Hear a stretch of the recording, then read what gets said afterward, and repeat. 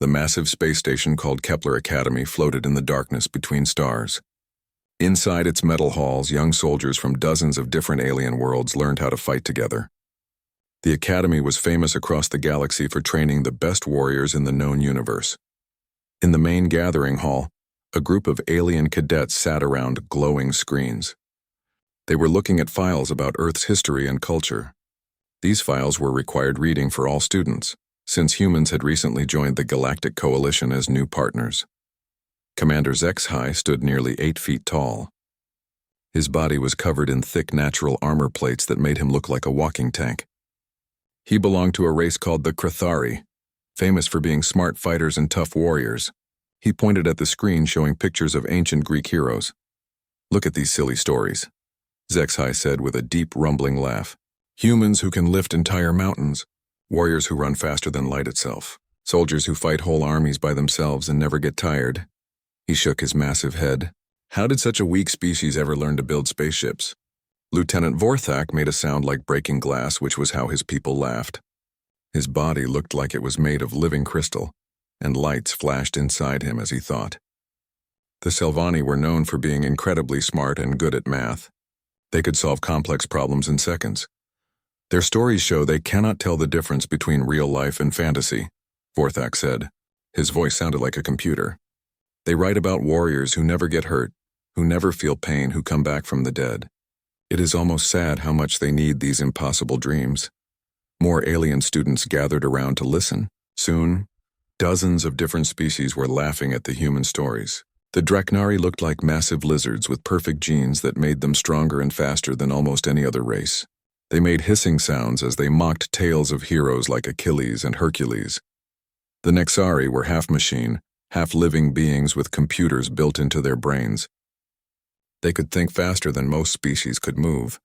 They questioned how humans could believe stories about warriors like Beowulf when human bodies were so weak and slow compared to other races. The Voidborn floated in the air like living shadows. They came from a dimension where the rules of physics worked differently. Even they thought human myths were childish. "My people have fought wars across time and space," said one Voidborn student. "We have seen real heroes. These human stories are just the dreams of a species that knows it is weak." Captain Sarah Chen sat at a table near the edge of the hall. She was one of only 3 humans at the entire academy. She kept her face calm and empty as she listened to the aliens make fun of her people's stories. This kind of mocking happened often since Earth joined the coalition 6 months ago. Most alien species saw humans as useful for fixing machines, moving supplies, and solving problems in creative ways. But they did not think humans were real warriors. Human technology was not the most advanced. Human bodies were not the strongest or fastest. Human minds were not the smartest by galactic standards. Chen knew something the aliens did not understand. Human myths were not just entertainment. They were not just stories to make people feel better about being weak. They were something much more important than that. She watched as a Draknari cadet pulled up a story about Thor, the thunder god from old Earth legends. "Look at this one," the lizard-like alien hissed. "A human who controls lightning and can break mountains with a hammer. Do they really think such things are possible?" A Nexari student's mechanical parts whirred as he analyzed another myth. This Odysseus character supposedly used clever tricks to defeat enemies much stronger than himself. Their stories suggest humans believe intelligence can overcome any physical disadvantage. How naive. The mockery grew louder. Students from more species joined in. The ethereals, who were pure energy beings, found human physical myths amusing.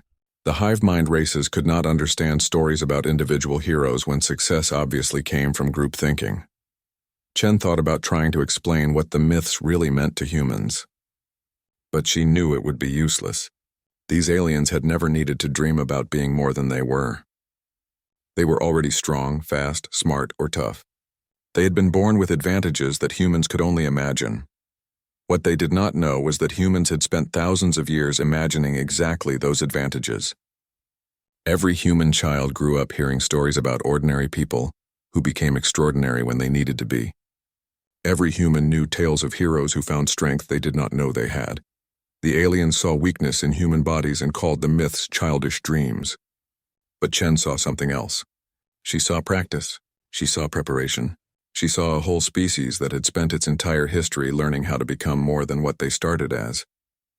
A new voice joined the conversation. It belonged to Cadet Mordak of the Titan race. His people were 12 feet tall and strong enough to crush metal with their bare hands. "Perhaps humans tell these stories because they wish they were strong like us," he said in a voice like rolling thunder. "It must be hard to be so small and weak." "Or maybe," said a Selvani student, "they cannot accept reality. Other species learn to use technology to become stronger. Humans just made up stories instead." The laughter got even louder. Chen felt her hands tighten into fists under the table, but she kept her expression neutral. Getting angry would just prove their point that humans were too emotional to be good soldiers. "The funniest part," said Zexhai, "is that they actually seem to believe these stories matter.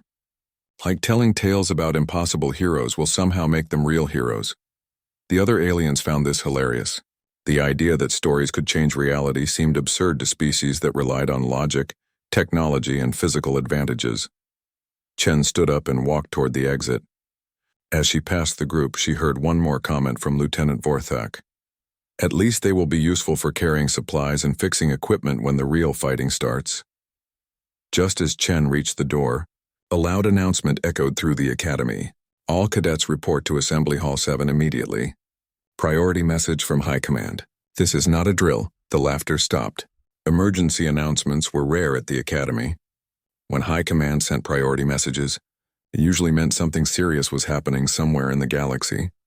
Chen watched as the alien students quickly packed up their things and headed for the assembly hall. Their casual confidence was still there, but she noticed small signs of concern. The Krithari moved a little faster than usual. The Selvani's lights flickered more rapidly as they calculated possibilities. Even the Voidborn seemed more solid, as if they were preparing for something. As she followed the crowd toward the assembly hall, Chen thought about the myths the aliens had been mocking. Stories about heroes who stepped up when everything seemed hopeless. Tales of ordinary people who found extraordinary strength when their world was threatened. She had a feeling they were about to find out if those stories meant anything after all. The hallways, filled with hundreds of cadets from across the galaxy, all moving toward what might be very bad news. Chen walked among them, surrounded by species that thought humans were too weak to be real warriors. She smiled slightly. If trouble was coming, these aliens were about to learn something important about human myths. They were about to discover that humans did not tell stories about heroes because they were weak. They told stories about heroes because they were getting ready to become them. Assembly Hall 7 could hold 5,000 beings, and every seat was filled.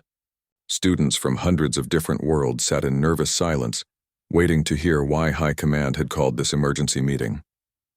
The hall was so quiet that Chen could hear the soft humming of the station's air recycling systems. A massive hologram appeared at the front of the hall.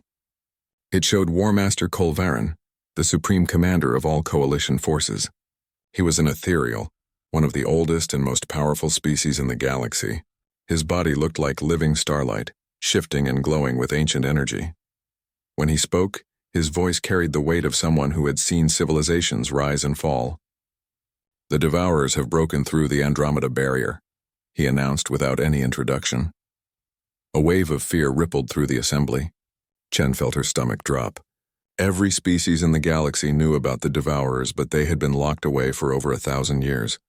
They were the stuff of nightmares, the one enemy that had made every race in the galaxy work together. 3 outer colonies have gone completely silent, Kolvarin continued. Our scouts found no signs of life. Complete biomass consumption occurred within 72 hours of first contact. Commander Zexhai, who had been so confident earlier, now looked shaken. The Krothari were famous for their courage, but even they feared the Devourers. The massive alien raised his hand and spoke in a voice that trembled slightly. "War Master, how many ships did they use for the attack?" "That is the problem," Kolvarin replied. "They used no ships. The Devourers no longer need technology to travel between worlds. They have evolved beyond our previous encounters. They now spread like a plague, consuming everything in their path and becoming stronger with each world they destroy." Lieutenant Vorthak's crystal body flashed with rapid calculations. "Sir, if they have developed space travel capabilities without ships, our defensive strategies are no longer valid." "Correct," the War Master said grimly. "But the situation is worse than that. The Devourers are no longer just a consuming force. They have learned to adapt in real time. When we use energy weapons against them, they develop immunity within hours. When we use physical attacks, they grow armor. When we use strategy, they learn our tactics and use them against us. The hall erupted in worried conversations across dozens of languages. Chen heard the fear in every voice regardless of what species was speaking. The Draknari, who thought they were the ultimate predators, made nervous hissing sounds. The Nexari's mechanical parts clicked and whirred as they tried to calculate solutions that did not exist. "How long do we have?" asked a Voidborn student, her shadowy form flickering with anxiety. "At current expansion rates, the Devourers will reach the core worlds within 6 months," Kolvarin answered. "That includes Earth, Krather Prime, Selvani Central, and all major population centers." The fear in the room became almost solid. Jen could feel it pressing down on everyone like a heavy weight. These were supposed to be the best young warriors in the galaxy, training to become the next generation of heroes. But they all knew their species' greatest military minds had been fighting the Devourers for centuries before finally managing to lock them away. Now they were free, and they were stronger than ever. "What are our orders, sir?" asked Cadet Mordek. Even the giant Titan looked small compared to the size of this threat. "All graduation schedules are moved up immediately," Kolvarin announced. "You will receive combat assignments within the next 12 hours. Emergency fleets are being assembled from every world in the Coalition. Every ship, every weapon, every soldier we have will be sent to stop the Devourer advance." He paused, and Chen saw something in the ethereal's glowing form that terrified her more than anything else he had said. It was doubt. This ancient being who had lived through countless wars was not sure they could win. "I will not lie to you," Kolvarin said quietly. "This may be an unwinnable war. The Devourers learn from every battle. They become stronger with every world they consume. They adapt faster than we can develop new strategies. Many of you may not survive the coming months." The silence that followed was deafening. Chen looked around at her fellow cadets. The same aliens who had been laughing at human myths a few hours ago now faced the possibility that their entire civilizations might be destroyed. But something strange was happening to Chen. Instead of feeling hopeless, she felt something else building inside her. It was a feeling she recognized from all those human stories the aliens had mocked. It was the moment in every myth when the hero realized that impossible odds just meant it was time to do something impossible. "However," Kolvarin continued, "we have one advantage the Devourers do not expect: unity. For the first time in galactic history, every species is truly working together. Every unique strength, every special ability, every technological advancement will be combined into a single fighting force." He gestured toward the mixed groups of cadets throughout the hall. "You have been training together, learning from each other, becoming something new. You are not just Krathari or Selvani or Draknari anymore. You are Coalition soldiers. That may be enough to surprise an enemy that expects each species to fight alone." Chen noticed he did not mention humans specifically. Even now, facing the end of everything, most species still saw Earth's people as the weak link in the Coalition chain. "Report to your assigned transport ships immediately after this briefing," the War Master ordered. "You will be deployed to frontline positions across 7 different star systems. Fight well, fight smart, and remember that the survival of every world depends on your success." The hologram faded, leaving 5,000 young soldiers sitting in stunned silence. Slowly, they began to file out of the assembly hall, heading toward what might be their final assignments. Chen walked with her training squad toward the transport bays. The same aliens who had spent the morning mocking human weakness now looked lost and afraid. Their superior technology and physical advantages suddenly seemed very small compared to an enemy that could adapt to anything. As they walked, she heard Vorthak talking to Zexai in a voice barely above a whisper. "My calculations show a less than 12% chance of Coalition victory, even with all species working together. The Kratari have never lost a war," Zexai replied, but his voice lacked its usual confidence. "But we have never fought an enemy like this either." Chen listened to their fear and felt that strange feeling growing stronger inside her. She thought about all the human myths the aliens had ridiculed, stories about heroes who faced impossible enemies and found ways to win anyway. Tales of ordinary people who became extraordinary when everything they cared about was threatened. The aliens saw the Devourers as an unbeatable enemy because they were thinking like soldiers. They were thinking about tactics, technology, and logical strategies, but humans had learned something different from their myths. Sometimes the only way to beat an impossible enemy was to do something impossible yourself. As they reached the transport bay, Chen looked at her squad mates. These powerful aliens were terrified because they had never needed to fight beyond their limits before. They had always been strong enough, smart enough, or tough enough to win with their natural advantages. But humans had spent thousands of years dreaming about what it would be like to be strong enough, smart enough, and tough enough. And more importantly, they had learned to believe that limits were just starting points. Chen stepped onto the transport ship with her squad, heading toward a war that everyone said could not be won. But she was smiling, because she knew something the aliens had not figured out yet. Humans had been preparing for this exact moment their entire history. They just had not realized it until now. The transport ship Harmony's Edge carried Beta Squad through hyperspace toward the Tertius system, where coalition forces were fighting desperately to stop the Devourer advance. Chen sat with the same aliens who had mocked human stories just days earlier. But the mood was completely different now. Commander Zexhai studied tactical reports on his datapad, but Chen could see the confusion in his movements. The Krithari were master strategists, but every battle plan they developed became useless within hours of fighting the Devourers. The enemy learned too fast, adapted too quickly. None of this makes sense, Zexhai muttered, showing his screen to the others. The 7th Fleet used concentrated plasma bombardment against a Devourer swarm near Kepler Station. It worked perfectly for exactly one engagement. By the second attack, the Devourers had developed energy absorption capabilities that made our weapons useless. Lieutenant Vorthak's crystal body pulsed with frustrated calculations. The mathematical probability of such rapid adaptation is beyond current understanding of biological evolution. They are rewriting their genetic code faster than our computers can process new tactics. Private Cathara of the Voidborn floated nearby, her shadowy form barely visible in the ship's lighting. My people have fought across multiple dimensions. We have encountered enemies that exist outside normal reality, but we have never seen anything that learns this quickly. The transport's communication system crackled to life. All personnel stand by for frontline briefing. Patching through Colonel Morrison, 7th Human Regiment. A hologram appeared in the center of their squad area. It showed a human soldier covered in dirt and scorch marks. His armor was damaged, and Chen could see exhaustion in his eyes. Behind him, the sky was lit with explosions, and the constant sound of weapons fire created an ominous background. "Listen up, rookies," Morrison said without any formal greeting. "The situation here is bad. Worse than command is telling you. We've lost more than half our combined forces in the past week. The Devourers aren't just adapting to our tactics, they're improving on them." Zexhai leaned forward, his massive form blocking part of the hologram. "Colonel, surely massed firepower combined with coordinated fleet movements can establish a defensive perimeter." Morrison's laugh was harsh and bitter. "Kid, we tried that. Massed bombardment works exactly once. After that, they absorb the energy and shoot it back at us. Coordinated fleet tactics? They learn our formations and use them better than we do within hours." The alien squad members looked at each other with growing horror. If the most advanced military strategies in the galaxy were useless, what hope did they have?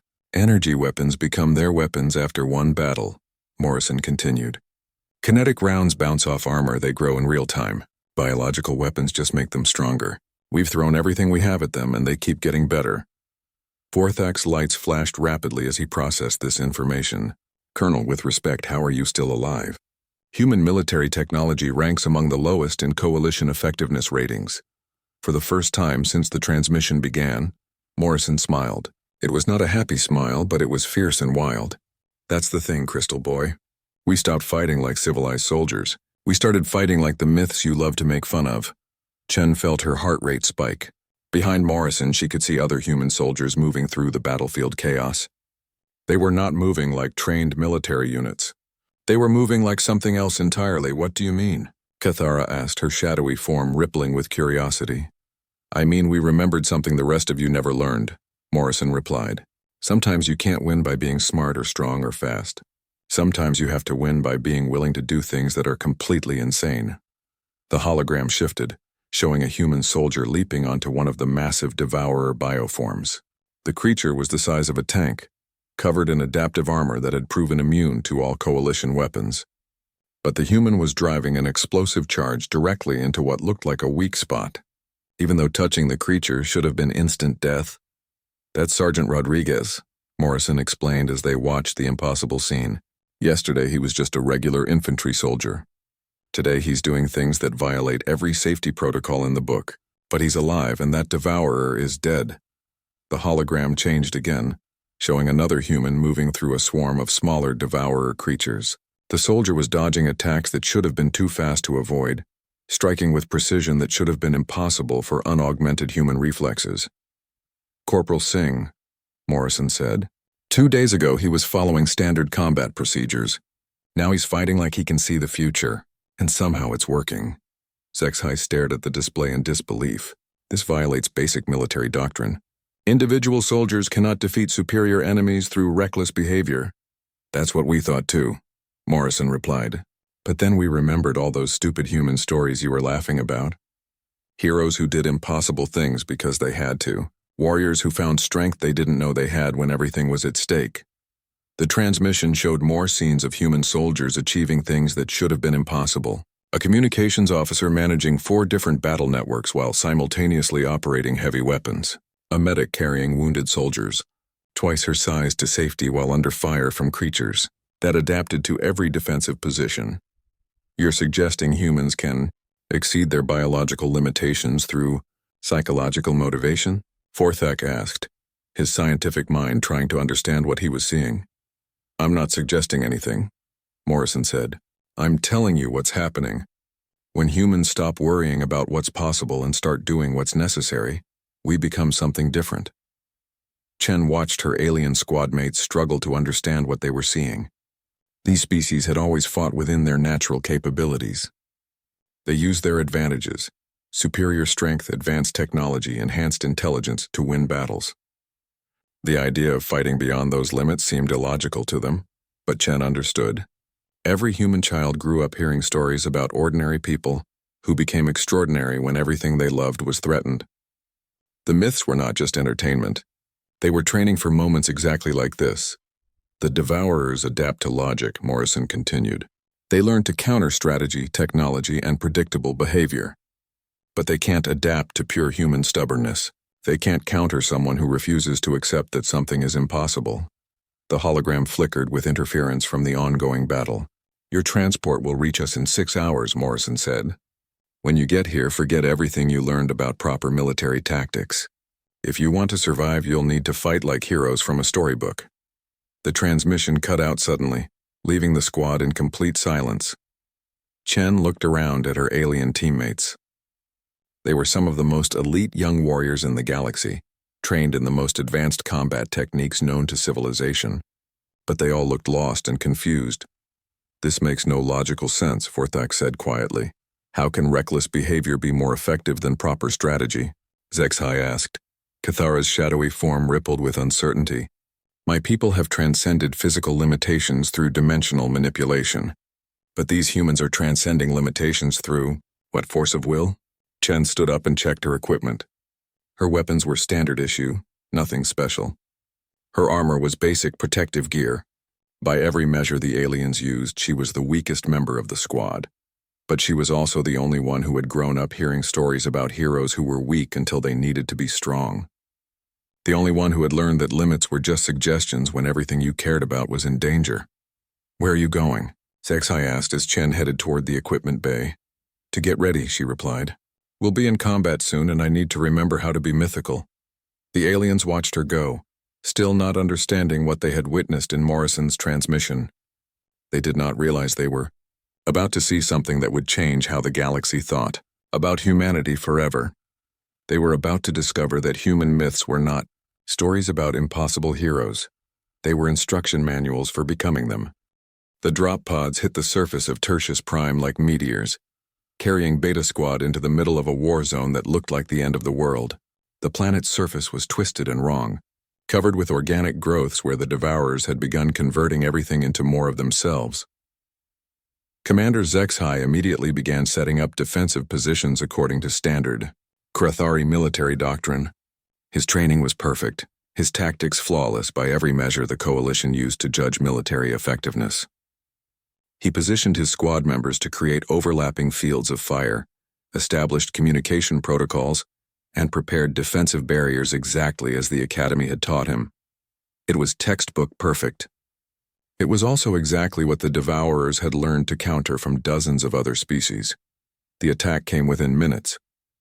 Devourer bioforms swarmed toward their position with movements that showed they had already adapted to standard coalition tactics. Every defensive strategy Zexai employed was countered by creatures that had learned from previous battles with similar formations. Eastern flank is being overrun. Vorthak shouted, his crystal body flashing with panicked calculations. They're using our own crossfire patterns against us. Chen watched as her alien squad mates fought bravely but uselessly against an enemy that had already learned to beat them. The Krathari strength meant nothing when the Devourers grew armor in real time. Sylvani intelligence was useless when the enemy adapted faster than they could calculate new strategies. Private Cathara tried using her Voidborn abilities to attack from different dimensions, but the Devourers somehow sensed her approach and developed countermeasures that dragged her back into normal space. They're learning our dimensional techniques. She gasped as barely escaped being torn apart. That was when Chen heard it, a sound that made her heart race and her skin tingle with recognition. It was singing, low and rhythmic, carrying across the battlefield like a war chant from humanity's ancient past. Through the smoke and chaos, human soldiers appeared. But they were not fighting like soldiers anymore. They moved with a wild grace that seemed to ignore tactical logic completely, throwing themselves into situations that should have been suicide but somehow became victory. Chen watched Sergeant Rodriguez leap onto a biotank that towered over him like a building. The creature's surface was covered with adaptive armor that had defeated every coalition weapon. But Rodriguez found handholds that should not have existed and drove an explosive charge into what his instincts told him was a weak point. It was the kind of impossible feat that Achilles might have attempted in the old stories. The biotank died. Corporal Singh moved through a swarm of Devourer scouts like a man possessed by the spirit of every warrior who had ever lived. His reflexes operated faster than baseline human biology should have allowed, dodging attacks that came from blind spots he could not possibly see, striking with accuracy that violated everything. The aliens knew about human limitations. The swarm fell around him like wheat before a scythe. Lieutenant Park was somehow coordinating her squad's movements while simultaneously operating 3 different weapon systems and maintaining communication with 4 separate units. The cybernetically enhanced Nixari had claimed such multitasking was biologically impossible for unaugmented humans, but Park was doing it anyway while under fire from creatures that learned and adapted with every second. Her squad held positions that should have fallen in minutes. This is impossible, Zexai breathed, watching humans achieve victories that his tactical training said could not happen. They're operating beyond their species' documented capabilities. Chen felt something click into place in her mind, something that had been building since the Academy. She understood now what the aliens had never realized about human myths. They were not stories about people who were naturally superhuman. They were stories about ordinary people who became superhuman when they had to. No, she said, checking her weapon and preparing to join the impossible battle. They're operating exactly at their real capabilities. We just never understood what those capabilities actually were. She vaulted over their defensive barrier and sprinted toward the heaviest fighting. As she ran, something extraordinary happened. The fear that had been weighing her down since the Devourer threat began suddenly transformed into something else. It became fuel. Chen found herself moving faster than she had ever moved before, thinking clearer than she had ever thought, seeing possibilities that had been invisible moments earlier. When a Devourer scout leaped at her from an impossible angle, she somehow knew exactly where it would be and exactly how to counter its attack.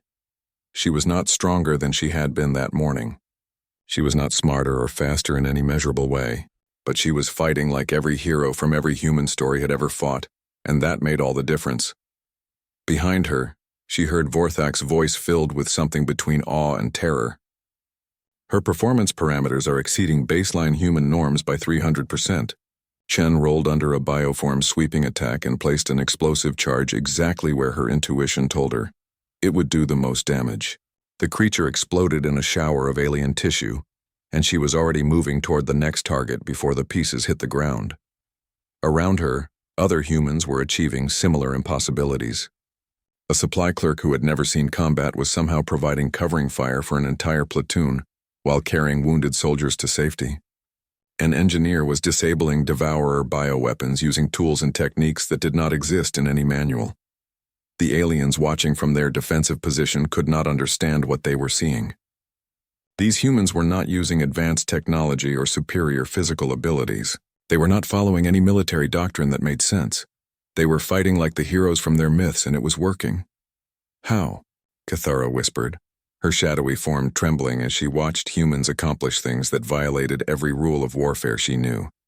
Chen paused for a moment between targets, breathing hard but feeling more alive than she ever had before. Because we've been practicing, she called back to her alien squad mates. Every story we ever told about heroes was practice for this moment. A massive devourer bioform, the size of a building and covered with armor that had defeated tank battalions, emerged from the twisted landscape. It moved toward the human position with weapons that could level city blocks. The logical response would have been to retreat and call for heavy artillery support. Instead, Chen watched as a human demolitions expert named Martinez grabbed every explosive charge he could carry and ran straight at the creature. "This is madness," Zexhai shouted. But Chen was already running after Martinez, along with a dozen other humans who had no logical reason to think they could defeat something so massive. As they ran, Chen felt the same thing. She had read about in countless myths, the moment when an ordinary person realizes they can become extraordinary. Martinez reached the bioform first and somehow found a way to climb its shifting surface while under fire from weapons that turned solid rock to vapor. He was not faster or stronger than he had been that morning, but he was moving with the desperate determination of every hero who had ever faced impossible odds.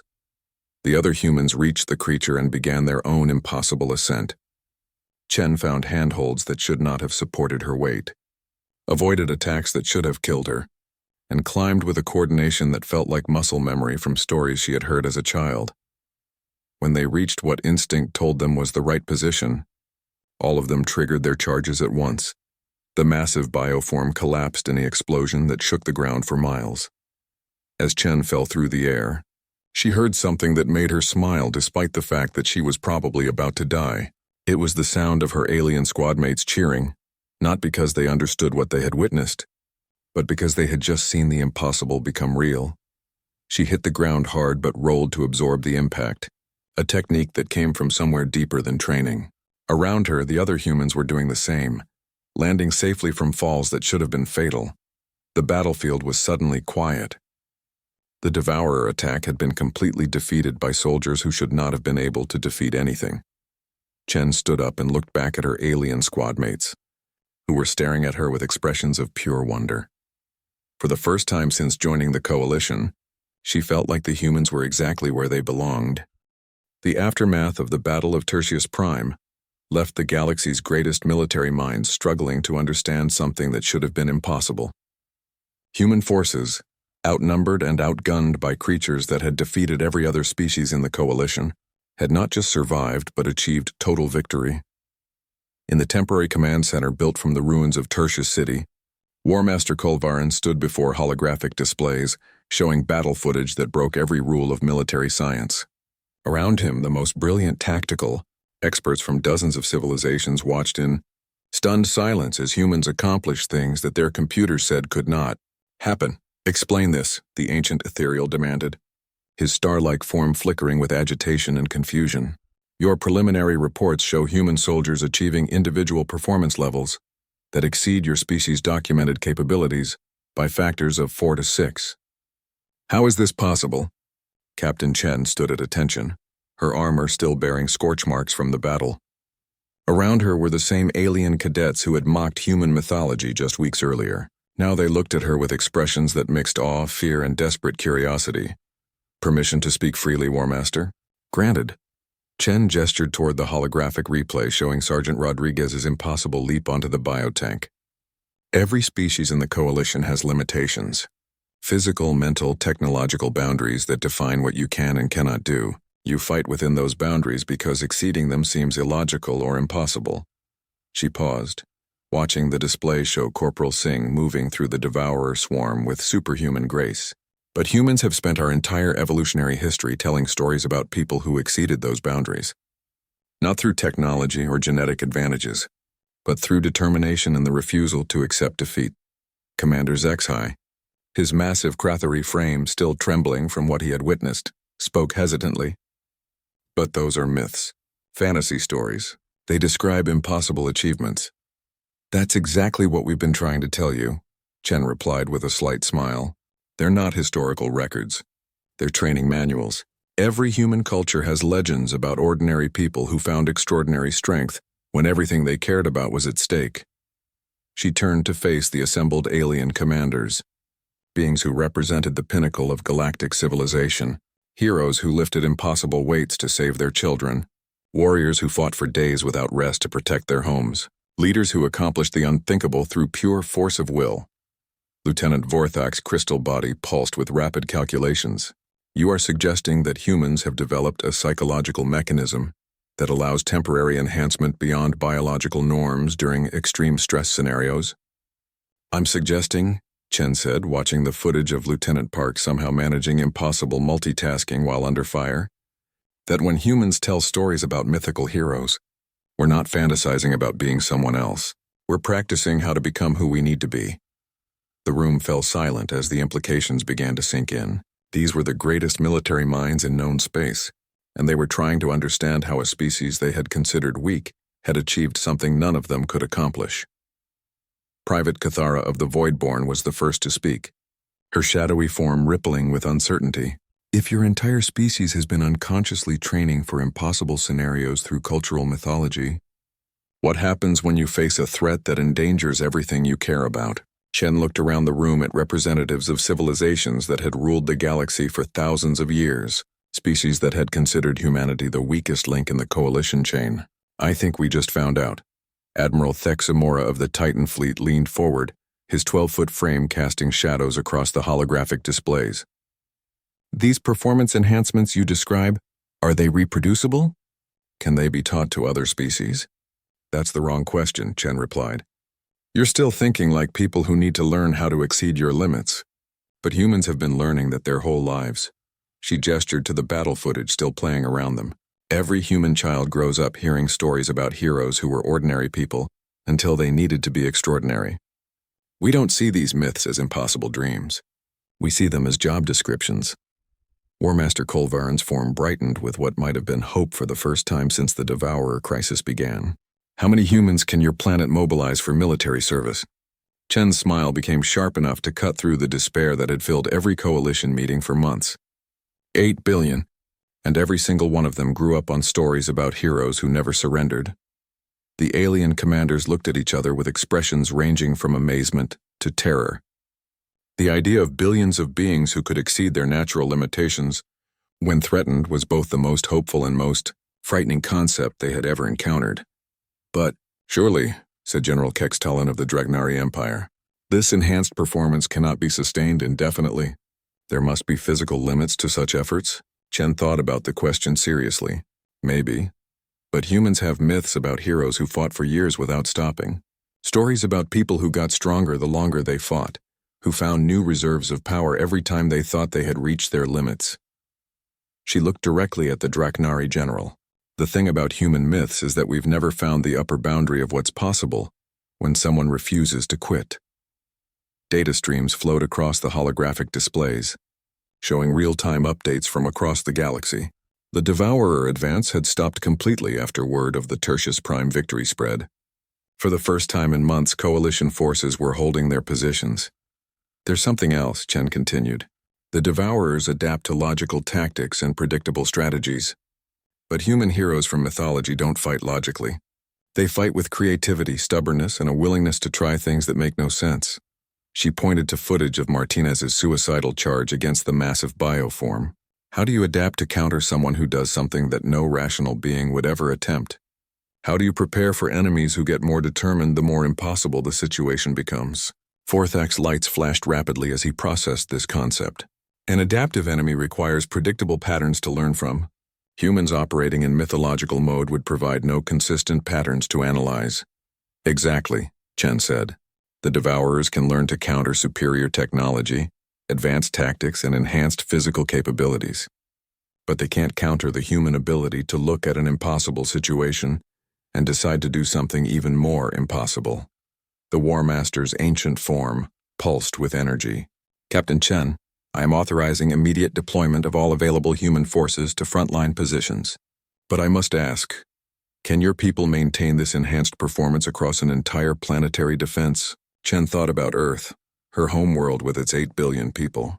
She thought about all the stories they told their children, all the myths that shaped their understanding of what it meant to be human. Stories about heroes who stood against darkness, warriors who protected the innocent, and ordinary people who became extraordinary when the world needed them to be.